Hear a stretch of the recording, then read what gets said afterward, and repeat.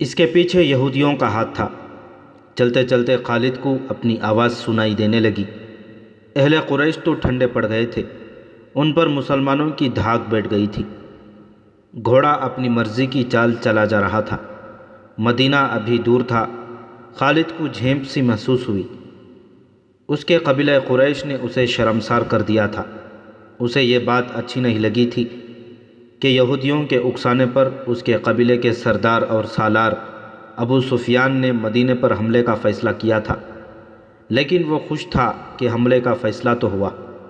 اتنا بڑا لشکر جو سرزمین عرب پر پہلی بار کسی جنگ میں دیکھا گیا تھا، یہودیوں نے ہی جمع کیا تھا، لیکن خالد اس پر بھی مطمئن تھا کہ کسی نے ہی یہ کام کیا ہو۔ لشکر تو جمع ہو گیا تھا۔ وہ اس روز بہت خوش تھا کہ اتنے بڑے لشکر کو دیکھ کر ہی مسلمان مدینے سے بھاگ جائیں گے۔ اگر مقابلے پر جم بھی گئے تو گھڑی دو گھڑی میں ان کا صفایا ہو جائے گا۔ وہ اس وقت بہت ہی خوش تھا جب احد کی پہاڑی کی دوسری طرف یہ سارا لشکر خیمہ زن تھا۔ جب صبح حملہ کرنا تھا، اس رات اس پر ایسی ہیجانی کیفیت طاری تھی کہ وہ اچھی طرح سو بھی نہ سکا۔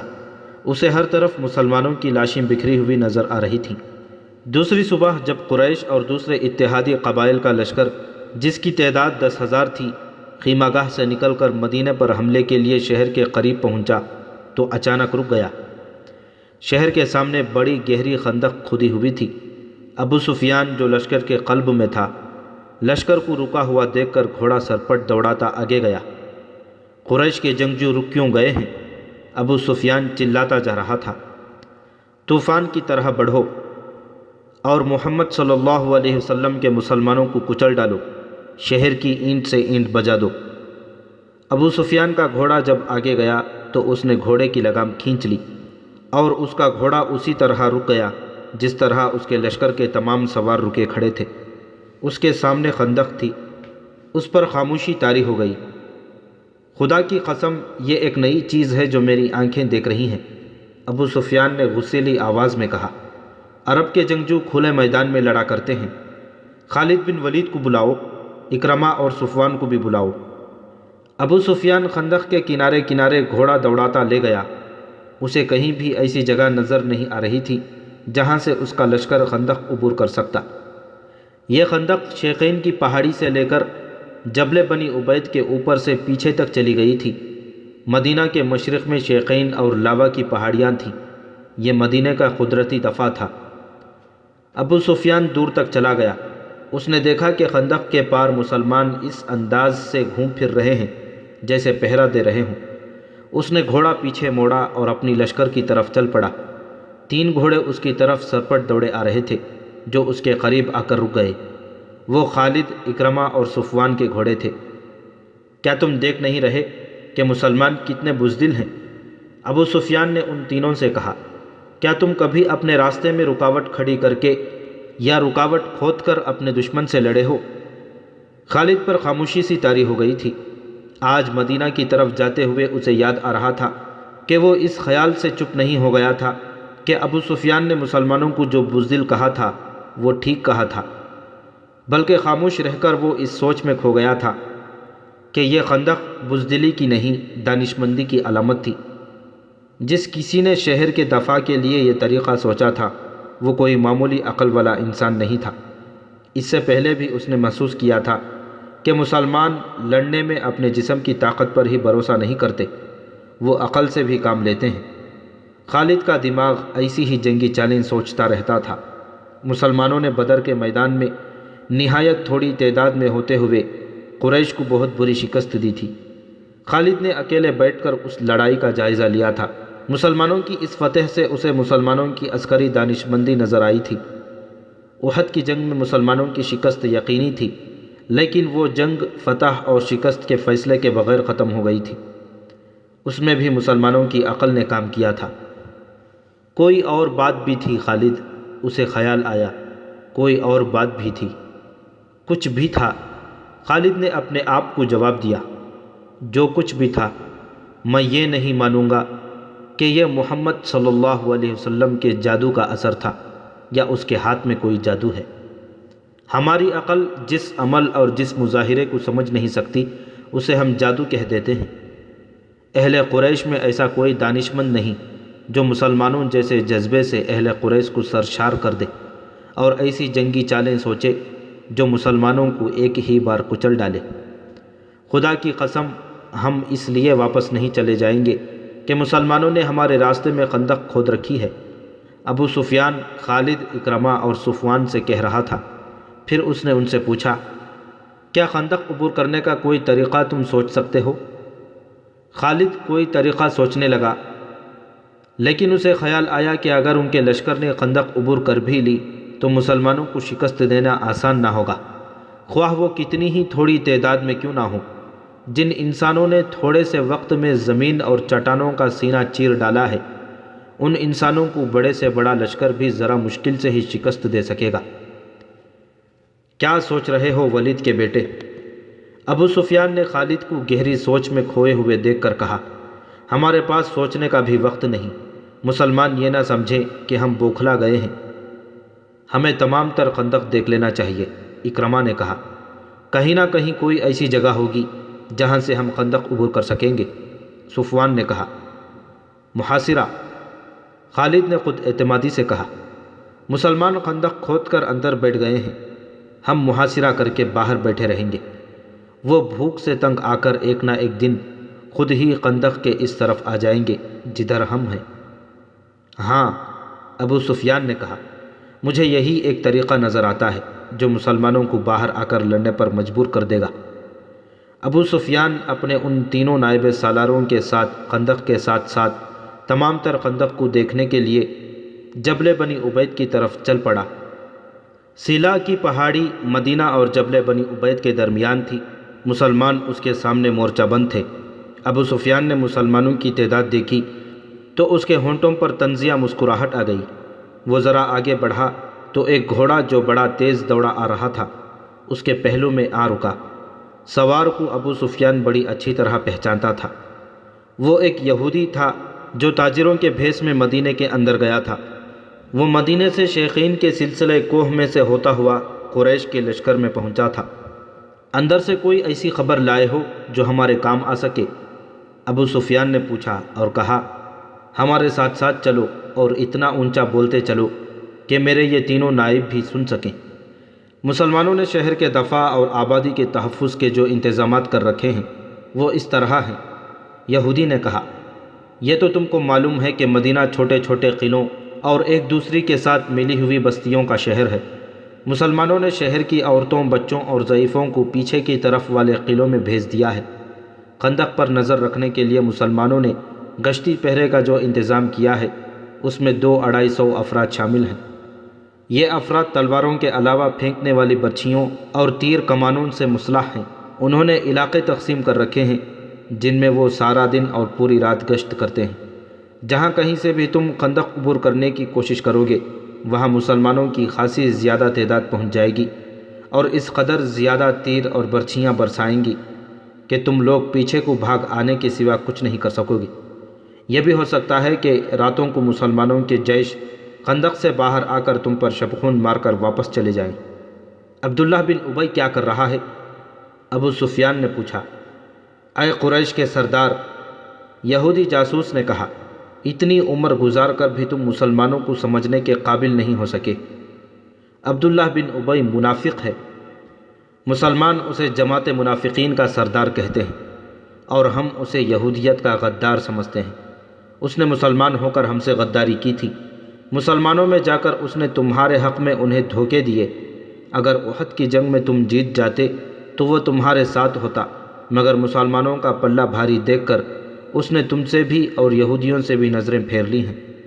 تمہیں ایسے آدمی پر بھروسہ نہیں کرنا چاہیے جو کسی مذہب کا پیروکار اور وفادار نہ ہو۔ اور حی بن اخطب کہاں ہے؟ ابو سفیان نے پوچھا۔ وہ کچھ نہ کچھ کر رہا ہوگا، یہودی جاسوس نے جواب دیا۔ مدینہ میں ابھی میرے ساتھی موجود ہیں، وہ مسلمانوں کو جس قدر نقصان پہنچا سکیں پہنچائیں گے۔ خالد کو آج مدینے کی طرف جاتے ہوئے اس یاد سے خفت سی محسوس ہو رہی تھی کہ مکے سے مدینے کو کوچ کے وقت جب اس نے اپنے ساتھ 10,000 کا لشکر دیکھا تھا تو اس کی گردن اونچی ہو گئی اور سینہ پھیل گیا تھا۔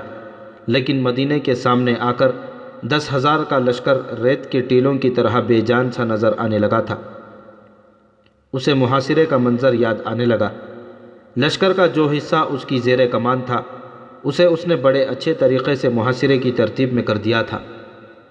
یہ محاصرہ 22 روز تک رہا۔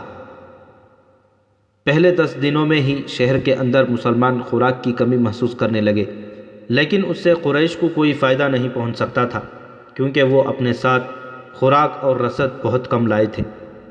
ان کے وہم و گمان میں بھی نہیں تھا کہ انہیں مسلمان اپنے محاصرے میں لمبے عرصے کے لیے بٹھا لیں گے۔ خوراک کی جتنی کمی شہر والے محسوس کر رہے تھے، اس سے کچھ زیادہ کمی قریش کے لشکر میں اپنا اثر دکھانے لگی تھی۔ سپاہیوں میں نمایاں طور پر بے چینی نظر آنے لگی۔ مورخ ابن حشام نے لکھا ہے کہ اس کیفیت میں کہ شہر میں خوراک کا کوئی ذخیرہ نہ تھا اور لوگوں کو روزانہ نصف خوراک دی جا رہی تھی، منافقین اور یہودی تخریب کار درپردہ حرکت میں آ گئے۔ کوئی بھی نہ جان سکا کہ یہ آواز کہاں سے اٹھی ہے، لیکن یہ آواز سارے شہر میں پھیل گئی۔ محمد صلی اللہ علیہ وسلم ہمیں کیسی بری مصیبت مروانے کا بندوبست کر رہا ہے۔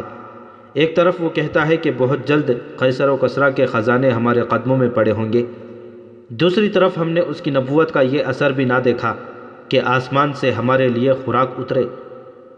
لوگوں نے اسلام تو قبول کر لیا تھا، لیکن وہ گوشت پوست کے انسان تھے، وہ پیٹ کی آوازوں سے متاثر ہونے لگے۔ آخر ایک آواز نے انہیں پیٹ کے بھوت سے آزادی دلا دی۔ کیا تم خدا سے یہ کہو گے کہ ہم نے اپنے پیٹ کو خدا سے زیادہ مقدس جانا تھا؟ یہ ایک رات کی کڑک کی طرح آواز تھی جو مدینہ کے گلی کوچوں میں سنائی دینے لگی۔ آج خدا کو وہ لوگ عزیز ہوں گے جو اس کے رسول صلی اللہ علیہ وسلم کے ساتھ بھوکے اور پیاسے جانیں دے دیں گے۔ خدا کی قسم، اس سے بڑی بزدلی اور بے غیرتی مدینے والوں کے لیے اور کیا ہوگی کہ ہم اہل مکے کے قدموں میں جا گریں اور کہیں کہ ہم تمہارے غلام ہیں، ہمیں کچھ کھانے کو دو۔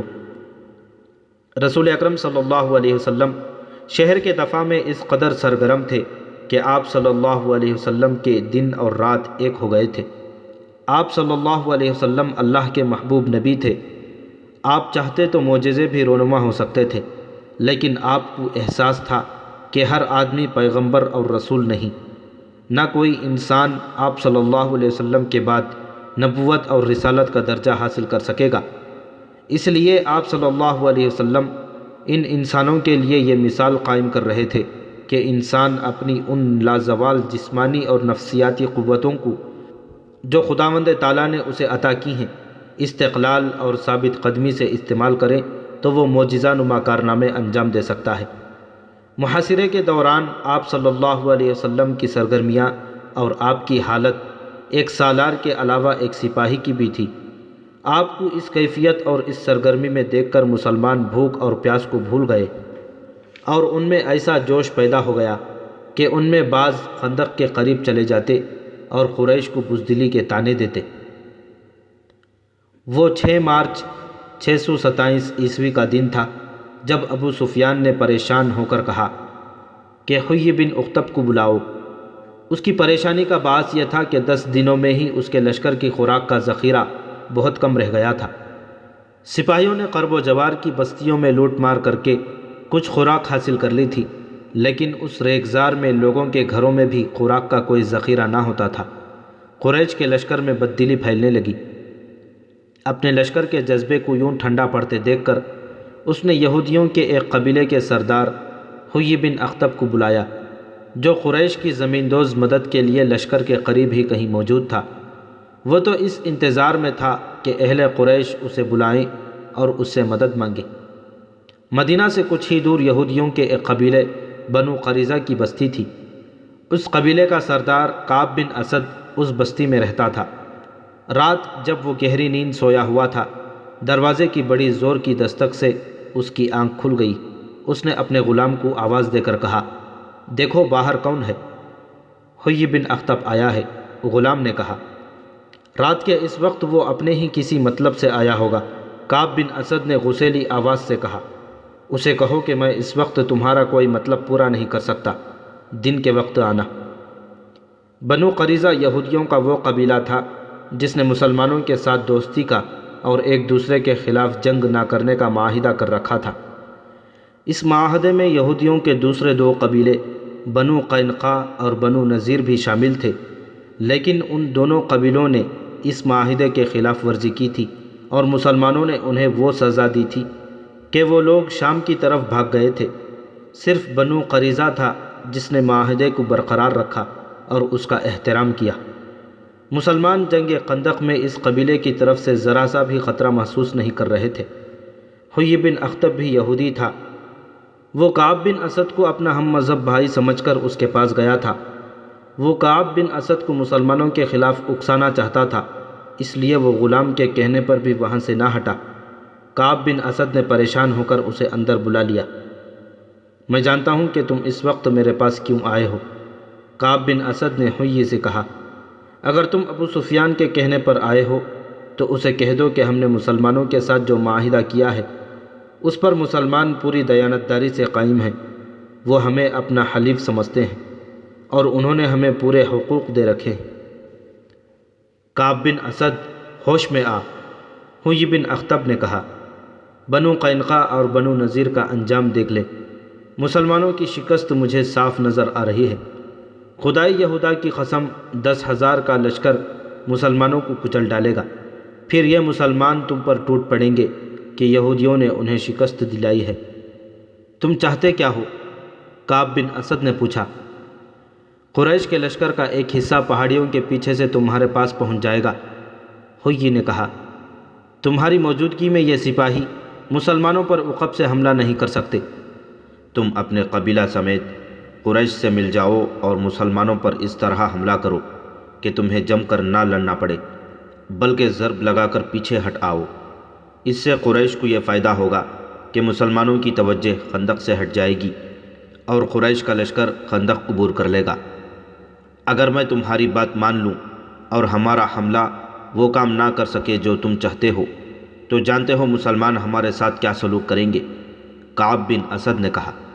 تم مسلمانوں کے قہر و غضب سے واقف ہو؟ کیا بنو قینقاع اور بنو نذیر کا کوئی ایک بھی یہودی تمہیں یہاں نظر آتا ہے؟ ابو سفیان نے سب کچھ سوچ کر تمہیں معاہدے کی دعوت دی ہے، حیی بن اخطب نے کہا۔ اگر مسلمانوں کا قہر و غضب تم پر گرنے لگا تو قریش کے لشکر کا ایک حصہ تمہارے قبیلے کی حفاظت کے لیے شیخین اور لاوا کی پہاڑیوں میں موجود رہے گا۔ وہ شبخون مارنے والے تجربے کار سپاہیوں کا لشکر ہوگا جو مسلمانوں کو تمہاری طرف آنکھ اٹھا کر بھی دیکھنے کی مہلت نہیں دیں گے۔ تم مجھے اتنے بڑے خطرے میں ڈال رہے ہو جو میرے پورے قبیلے کو تباہ کر دے گا، کعب بن اسد نے کہا۔ تمہارا قبیلہ تباہ ہو یا نہ ہو، اہل قریش اتنی قیمت دیں گے جو تم نے کبھی سوچی بھی نہ ہوگی، حیی نے کہا۔ یا اپنے تعاون کی قیمت خود بتا دو، جو کہو گے، جس شکل میں مانگو گے تمہیں قیمت مل جائے گی اور تمہارے قبیلے کو پورا تحفظ ملے گا۔ مسلمان اگلے چند دنوں میں نیست و نابود ہو جائیں گے، تم اس کا ساتھ دو جو زندہ رہے گا اور جس کے ہاتھ میں طاقت ہوگی۔ کعب بن اسد آخر یہودی تھا، اس نے زر و جواہرات کے لالچ میں آ کر حیی بن اخطب کی بات مان لی۔ قریش کا کوئی سپاہی ہماری بستی کے قریب نہ آئے، کعب بن اسد نے کہا۔ مسلمانوں پر میرا قبیلہ شبخون مارتا رہے گا۔ یہ کام رات کی تاریکی میں کیا جائے گا تاکہ مسلمانوں کو پتہ ہی نہ چل سکے کہ شبخون مارنے والے بنو قریظہ کے آدمی ہیں۔ اور حیی، کعب نے ہونٹوں پر ہلکی سی مسکراہٹ لاتے ہوئے کہا، تم دیکھ رہے ہو کہ میں یہاں اکیلا پڑا ہوں، میری راتیں تنہائی میں گزر رہی ہیں۔ آج کی رات تنہا گزار لو، حیی نے کہا، کل تم تنہا نہیں ہوگے۔ مجھے 10 دنوں کی مہلت ملنی چاہیے، کعب نے کہا۔ مجھے اپنے قبیلے کو تیار کرنا ہے۔ قریش اور بنو قریظہ کے درمیان معاہدہ ہو گیا۔ سعد بن عتیق معمولی سی قسم کا ایک نوجوان تھا جس کی مدینے میں کوئی حیثیت نہیں تھی۔ وہ خنجر اور تلواریں تیز کرنے کا کام کرتا تھا۔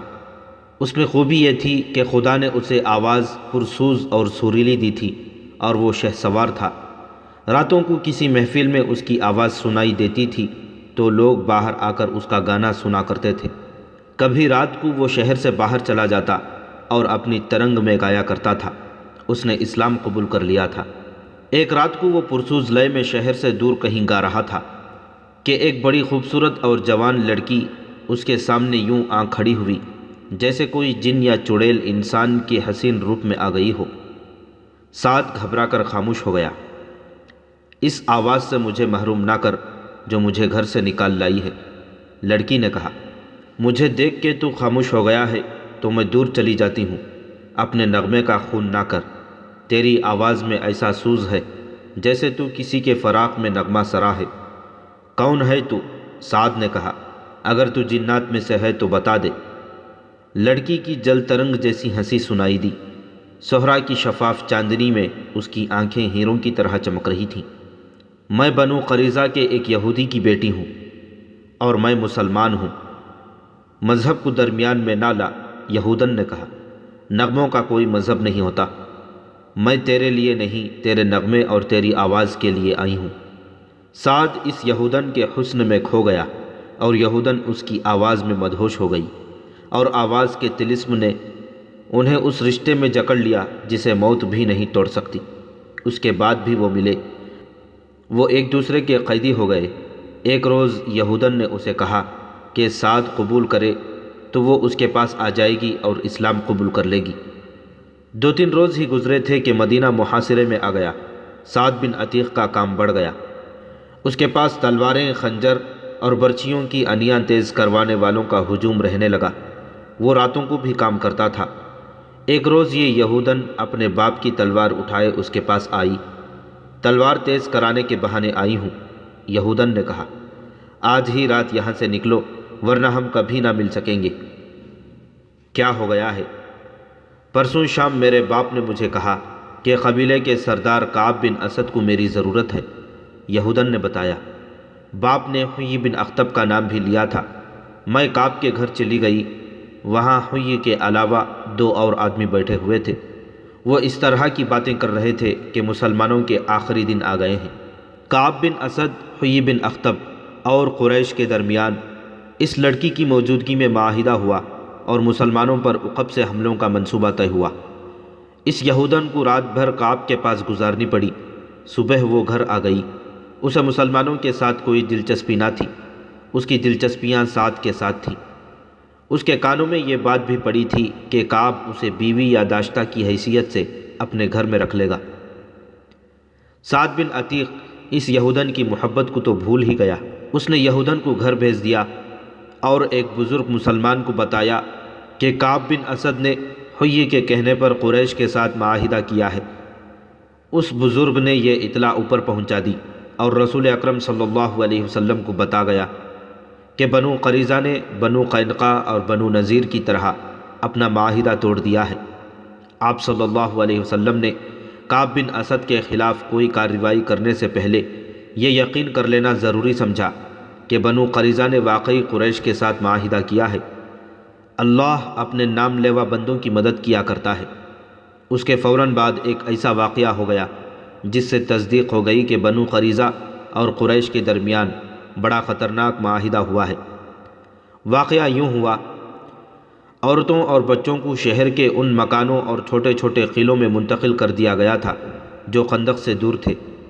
ایسے ایک قلعے میں رسول اکرم صلی اللہ علیہ وسلم کی پھوپھی صفیہ رضی اللہ تعالی عنہا چند ایک عورتوں اور بہت سے بچوں کے ساتھ مقیم تھیں۔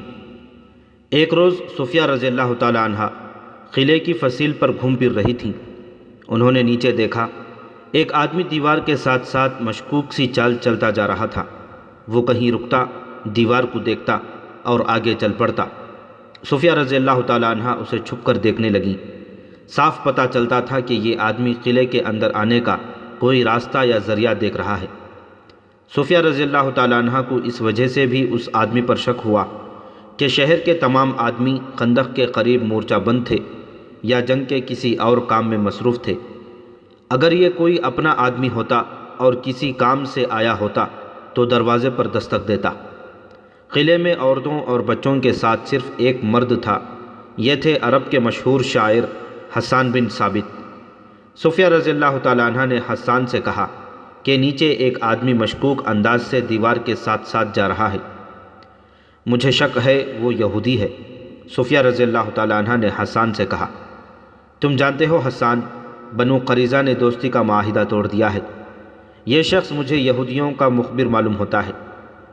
بنو قریظہ ہم پر عقب سے حملہ کریں گے تاکہ ہمارے مردوں کی توجہ خندق سے ہٹ جائے اور وہ پیچھے آ جائیں۔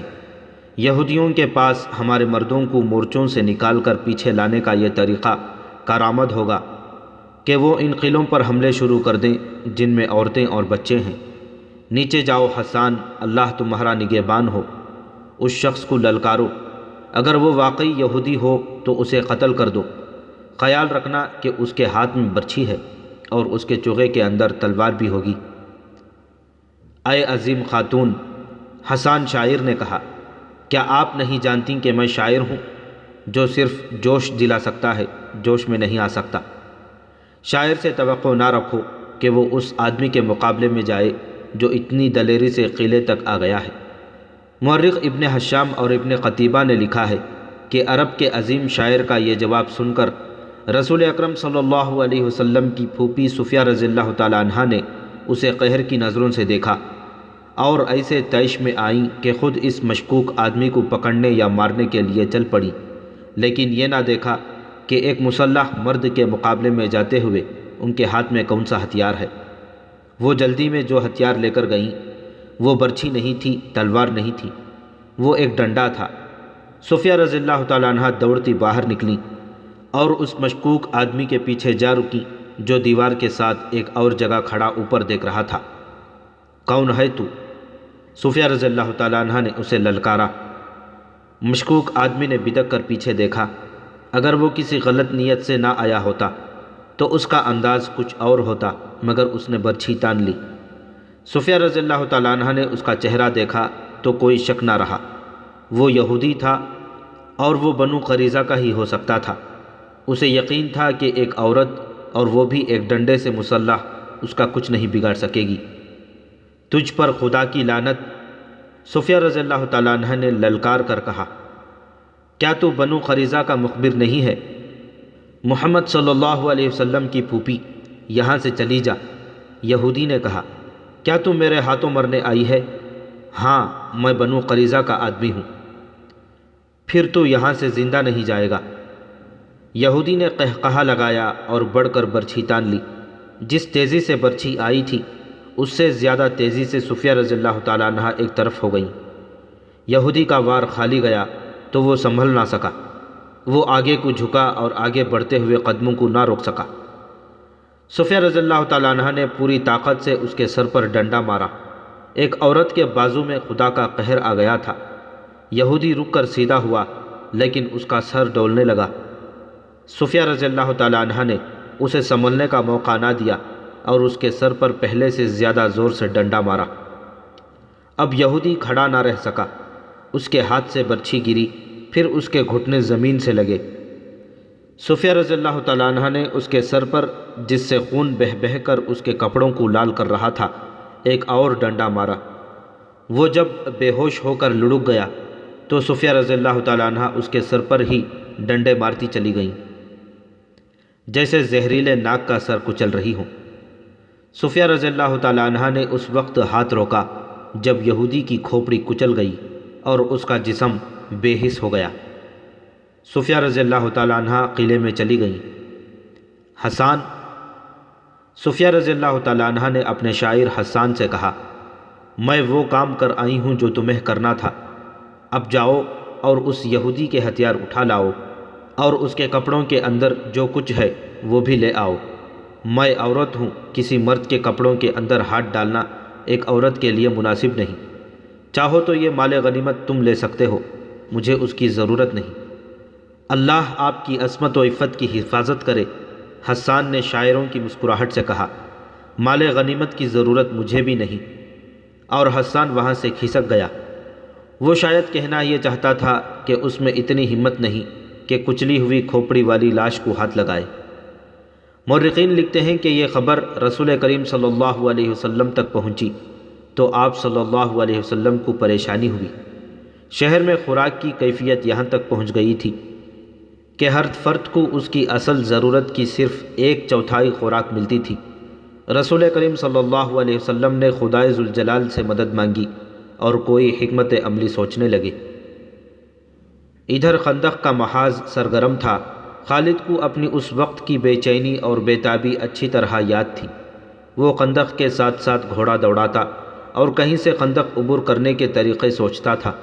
وہ مرد میدان تھا، لڑے بغیر واپس جانے کو اپنی توہین سمجھتا تھا، مگر وہاں لڑائی اس نوعیت کی ہو رہی تھی کہ قریش کے تیر انداز خاصی تعداد میں خندق کے اس مقام پر قریب آتے جہاں مسلمان مورچہ بند تھے۔ یہ صلہ کی پہاڑی تھی، تیر انداز مسلمانوں پر تیر برساتے، مسلمان جوابی تیر اندازی کرتے۔ کبھی قریش کا کوئی تیر انداز جیش کسی اور جگہ گشتی سنتریوں پر تیر چلاتا، مگر مسلمانوں کا جیش فوراً پہنچ جاتا۔ رات کو مسلمان خندق پر سنتریوں کی تعداد میں اضافہ کر دیتے تھے اور قریش خندق سے دور پیچھے خیمہ گاہ میں چلے جاتے تھے۔ رسول کریم صلی اللہ علیہ وسلم کو جہاں مدینے میں خوراک کی قلت کا جو قحط کی صورت اختیار کرتی جا رہی تھی احساس تھا، وہاں آپ صلی اللہ علیہ وسلم کو یہ بھی معلوم تھا کہ قریش کا لشکر بھی نیم فاقہ کشی پر آ گیا ہے۔ یہ وہ کیفیت ہوتی ہے جو انسانوں کو ایک دوسرے کی شرائط ماننے پر اور معاہدوں اور سمجھوتوں پر مجبور کر دیتی ہے۔ کسی بھی تاریخ میں اس شخص کا نام نہیں لکھا جسے رسول کریم صلی اللہ علیہ وسلم نے خفیہ طریقے سے قریش کے اتحادی غطفان کے سالار عینیہ کے پاس اس مقصد کے لیے بھیجا کہ اسے قریش کی دوستی ترک کرنے پر آمادہ کرے۔ اسے یہ نہیں کہا گیا تھا کہ وہ مسلمانوں کے ساتھ مل جائے۔ رسول کریم صلی اللہ علیہ وسلم کا مقصد صرف یہ تھا کہ غطفان اور عینیہ رضامند ہو جائیں اور اپنے قبیلے کو واپس لے جائیں تو قریش کا لشکر 2000 نفری کی فوج سے محروم ہو جائے گا۔ یہ توقع بھی کی جا سکتی تھی کہ دوسرے قبیلے بھی غطفان کی تقلید میں قریش کے لشکر سے نکل جائیں گے۔ کیا محمد ہمیں زبانی معاہدے کی دعوت دے رہا ہے؟ سالار عینیہ نے رسول اللہ صلی اللہ علیہ وسلم کے ایلچی سے کہا، ہم نے یہاں تک آنے کا جو خرچ برداشت کیا ہے وہ کون دے گا؟ ہم دیں گے۔ رسول خدا صلی اللہ علیہ وسلم کے ایلچی نے کہا، نبی کریم صلی اللہ علیہ وسلم نے فرمایا ہے کہ تم لوگ اپنے قبیلے کو واپس لے جاؤ تو اس سال مدینے میں کھجور کی جتنی پیداوار ہوگی اس کا تیسرا حصہ تم لے جانا، خود مدینے آ جانا، پوری پیداوار دیکھ لینا اور اپنا حصہ اپنے ہاتھوں الگ کر کے لے جانا۔ سالار عینیہ میدان جنگ میں لڑنے اور لڑانے والوں کی قیادت کرنے والا جنگجو تھا، لیکن غیر جنگی مسائل اور امور کو بہت کم سمجھتا تھا۔ مورخ ابن قتیبہ نے لکھا ہے کہ اس واقعے کے کچھ عرصے بعد رسول اللہ صلی اللہ علیہ وسلم نے اسے مستعد احمق کا خطاب دیا تھا۔ وہ بڑے طاقتور جسم والا اور جسمانی لحاظ سے پھرتیلا اور مستعد رہنے والا آدمی تھا۔ اس نے اپنے سردار غطفان سے بات کی، خدا کی قسم محمد صلی اللہ علیہ وسلم نے ہمیں کمزور سمجھ کر یہ پیغام بھیجا ہے۔ غطفان نے کہا، اس کے ایلچی سے پوچھو کہ مدینے کے اندر لوگوں کو بھوک کا سامنا نہیں، ہم انہیں بھوک سے نڈھال کر کے ماریں گے۔ کیا تم دیکھ نہیں رہے کہ ہمارا اپنا لشکر بھوک سے نڈھال ہو رہا ہے؟ سالار عینیہ نے کہا، مدینے والے اپنے گھروں میں بیٹھے ہیں، ہم اپنے گھر سے بہت دور آ گئے ہیں۔ کیا لشکر میں تم بے اطمینانی نہیں دیکھ رہے؟ کیا تم نے دیکھا نہیں کہ ہماری کمانوں سے نکلے ہوئے تیر اب اتنی دور نہیں جاتے جتنی دور اس وقت جاتے تھے جب تیر اندازوں کو پیٹ بھر کر کھانا ملتا تھا؟ ان کے بازوؤں میں کمانیں کھینچنے کی طاقت نہیں رہی۔ کیا اس کا فیصلہ تم کرو گے کہ ہمیں محمد صلی اللہ علیہ وسلم کو کیا جواب دینا چاہیے؟ غطفان نے پوچھا، یا میں فیصلہ کروں گا جو قبیلے کا سردار ہوں؟ خدا کی قسم میدان جنگ میں جو فیصلہ میں کر سکتا ہوں وہ تم نہیں کر سکتے۔ سالار عینیہ نے کہا، اور میدان جنگ سے باہر جو فیصلہ تم کر سکتے ہو وہ فیصلہ میری عقل نہیں کر سکتی۔ میری عقل تلوار کے ساتھ چلتی ہے، مگر یہاں میری فوج کی تلواریں اور برچھیاں اور ہمارے تیر مایوس ہو گئے ہیں۔ ہم خندق کے پار نہیں جا سکتے، ہمیں محمد کی بات مان لینی چاہیے۔ اور انہوں نے رسول کریم صلی اللہ علیہ وسلم کی بات مان لی۔ ایلچی امید افزاں جواب لے کر گیا۔ اسے قریش کا کوئی آدمی نہیں دیکھ سکا تھا کیونکہ غطفان کی فوج محاصرے کے کسی اور مقام پر تھی۔ اللہ کے رسول صلی اللہ علیہ وسلم کے خلاف کون بول سکتا تھا؟ مگر آپ صلی اللہ علیہ وسلم نے اسلام کی تعلیمات کے عین مطابق اپنے سرکردہ ساتھیوں کو بلایا اور انہیں موقع دیا کہ کسی کو آپ صلی اللہ علیہ وسلم کے فیصلے سے اختلاف ہے تو وہ بولے۔ آپ ایک شخص کا فیصلہ پوری قوم پر ٹھوسنے کے قائل نہ تھے، چنانچہ آپ نے سب کو بتایا کہ آپ نے غطفان کو کیا پیشکش کی ہے۔ نہیں، آپ کے فیصلے کے خلاف 2-3 آوازیں اٹھیں۔ ہماری تلواریں جن کے خون کی پیاسی ہیں، خدا کی قسم ہم انہیں اپنی زمین کی پیداوار کا ایک دانہ بھی نہیں دیں گے۔ جنگ تو ہوئی نہیں، ہم لڑے بغیر کیوں ظاہر کریں کہ ہم لڑ نہیں سکتے؟ اس کی تائید میں کچھ آوازیں اٹھیں۔ ایسی دلیلیں دی گئیں جنہیں رسول اللہ صلی اللہ علیہ وسلم نے اس لیے قبول فرما لیا کہ یہ اکثریت کی آواز تھی۔ آپ نے اپنے ایلچی کو دوبارہ غطفان اور عینیہ کے پاس نہ بھیجا، لیکن آپ نے سب پر واضح کر دیا کہ تدبر اور حکمت عملی کے بغیر محاصرہ نہیں توڑا جا سکے گا۔ خدا حق پرستوں کے ساتھ تھا۔ رسول کریم صلی اللہ علیہ وسلم نے اپنے اللہ سے مدد مانگی جو ایک انسان کے روپ میں آپ کے سامنے آ گئی۔ یہ تھے نعیم رضی اللہ تعالیٰ عنہ بن مسعود۔ ان کا تعلق غطفان کے قبیلے کے ساتھ تھا۔ نعیم رضی اللہ تعالیٰ عنہ سرکردہ شخصیت تھے۔ خدا نے انہیں غیر معمولی دماغ عطا کیا تھا۔ 3 اہم قبیلوں قریش، غطفان اور بنو قریظہ پر ان کا اثر و رسوخ تھا۔ ایک روز نعیم رضی اللہ تعالیٰ عنہ جو قبیلہ غطفان میں تھے، مدینے میں رسول خدا صلی اللہ علیہ وسلم کے سامنے آ کھڑے ہوئے۔ خدا کی قسم تو قبیلہ غیر کا ہے۔ رسول اللہ صلی اللہ علیہ وسلم نے فرمایا، تو ہم میں سے نہیں، تو یہاں کیسے آ گیا ہے؟ میں آپ میں سے ہوں۔ نعیم رضی اللہ تعالیٰ عنہ نے کہا، مدینہ میں گواہ موجود ہے، میں نے درپردہ اسلام قبول کر لیا تھا۔ اپنے قبیلے کے ساتھ اسی مقصد کے لیے آیا تھا کہ آپ صلی اللہ علیہ وسلم کے حضور حاضر ہو جاؤں گا، مگر موقع نہ ملا۔ پتہ چلا کہ آپ نے میرے قبیلے کے سردار اور سالار کو قریش سے دوستی ترک کر کے واپس چلے جانے کا پیغام بھیجا تھا، اور آپ نے اس کا معاوضہ بھی بتا دیا تھا، لیکن آپ نے بات کو مزید آگے نہ بڑھایا۔ اللہ کی تجھ پر رحمت ہو۔ رسول خدا صلی اللہ علیہ وسلم نے پوچھا، کیا تو بات کو آگے بڑھانے آیا ہے؟ نہیں میرے اللہ کے سچے نبی صلی اللہ علیہ وسلم۔ نعیم رضی اللہ تعالیٰ عنہ نے جواب دیا، مجھے آپ ہی کے قدموں میں آنا تھا۔ اہل مدینہ پر مشکل کا وقت آ پڑا ہے، میں اپنی جان لے کر حاضر ہوا ہوں۔ یہ حضور کے اور اسلام کے شیدائیوں کے جس کام آ سکتی ہے، حضور کے قدموں میں پیش کرتا ہوں۔